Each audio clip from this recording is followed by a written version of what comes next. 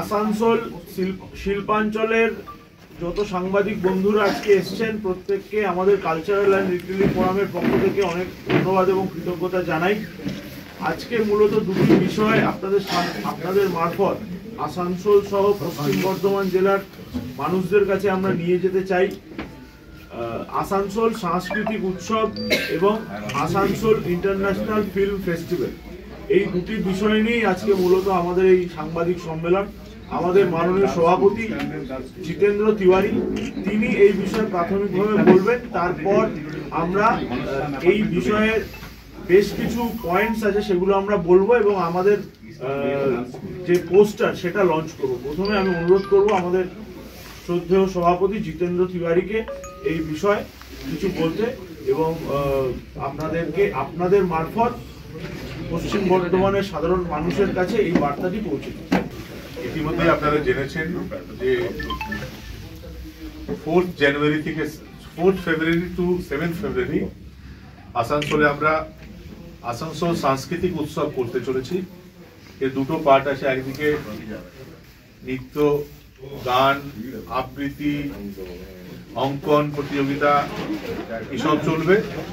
অন্যদিকে ভারতবর্ষ আমাদের দেশের বাইরেও বেশ কিছু শর্ট ফিল্ম আছে, সেগুলো নিয়ে আমরা ইন্টারন্যাশনাল ফিল্ম ফেস্টিভ্যাল করতে চলেছি। ইতিমধ্যে আমরা সিদ্ধান্ত নিয়েছি যে আমাদের এই সাংস্কৃতিক উৎসব আসানসোলের রবীন্দ্র ভবনে হবে এবং এই ফিল্ম ফেস্টিভ্যালে মূলত আমরা পাসের মাধ্যমে এন্ট্রি অ্যালাউ করব।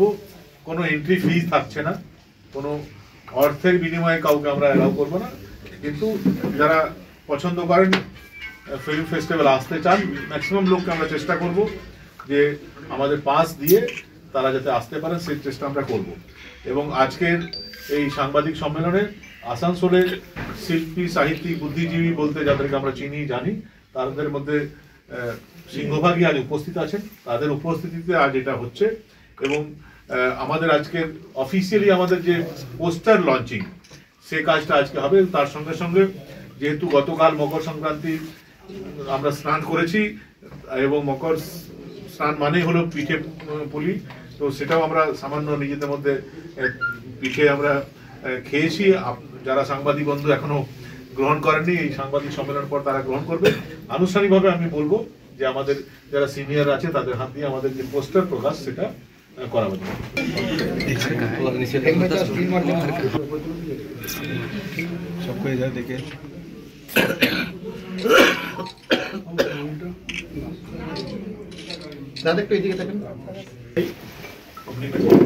আমাদের আসানসোল ইন্টারন্যাশনাল ফিল্ম ফেস্টিভ্যালে যে কমিটি, সেই কমিটির সভাপতিত্ব করছেন আমাদের সভাপতি আসানসোলের প্রাক্তন মেয়র জিতেন্দ্র তিওয়ারি মহাশয়। আপনারা জানেন প্রত্যেক ফিল্ম ফেস্টিভ্যালের একজন ফেস্টিভ্যাল ডিরেক্টর হয়।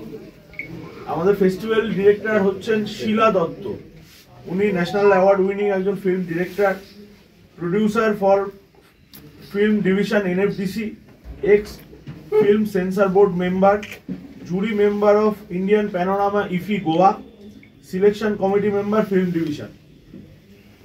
উনি আমাদের অ্যাজ এ ফেস্টিভ্যাল ডিরেক্টর থাকছেন। আমরা লাইফ টাইম অ্যাচিভমেন্ট সম্মান দিচ্ছি শ্রদ্ধেয়া মমতা শঙ্করকে। তিনি এই ফিল্ম ফেস্টিভ্যালের ওপেনিং যেদিনকে সূচনা অনুষ্ঠান সেদিনকে উপস্থিত থাকবেন। এর সাথেও বাংলা চলচ্চিত্র জগতের প্রচুর অনেক নামী পরিচিত মুখ এই ফিল্ম ফেস্টিভ্যালে 4 দিন ব্যাপী থাকবেন এবং আসবেন। আমরা এবছর জানি আমরা এবার সেন্টিনারি ট্রিবিউট দিচ্ছি শ্রদ্ধেয় তপন সিনহা। আমাদের ফিল্ম ফেস্টিভ্যালে সেন্টিনারি ট্রিবিউট দেওয়া হচ্ছে তপন সিনহাকে এবং আমরা হোমেজ দিচ্ছি শ্রদ্ধেয় মনোজ মিত্রকে। আপনারা জানেন মনোজ মিত্র খুব কিছুদিন আগেই প্রয়াত হয়েছে। মনোজ মিত্রকে আমাদের ফিল্ম ফেস্টিভ্যালের সূচনা যে সিনেমা, সেই সূচনা সিনেমা হচ্ছে গল্প হলেও সত্যি। আপনারা জানেন যে তপন সিনহার অনবদ্য একটি ছবি, রবি ঘোষ ছিলেন সেখানে। এবং ইন্টারন্যাশনাল, যেহেতু আমাদের film festival international film festival, Nepali ছবিও একটি থাকছে। আমরা এবার বাংলাদেশের ছবি নিচ্ছি না, বাংলাদেশের ছবি নেওয়া হচ্ছে না। এবং আমাদের ক্লোজিং যে সিনেমাটা থাকছে সেটা হচ্ছে সত্যজিৎ রায়ের হীরক রাজার দেশে। এবং ভেতরে যেমন সিনেমা থাকবে, রবীন্দ্র ভবনের ভেতরে যেমন সিনেমা থাকবে, বাইরে মুক্ত মঞ্চ করা হবে। সেখানে পশ্চিম বর্ধমান জেলার যারা কবিতা, গান, আবৃত্তি, নাটক এই সাংস্কৃতিক বিষয়ের সঙ্গে যারা যুক্ত, তারা প্রত্যেকদিন সন্ধ্যাবেলা ওইখানে নানান অনুষ্ঠানে আমরা সকলে সমবেত হব। তো মূলত এটাই অনুষ্ঠান সূচি।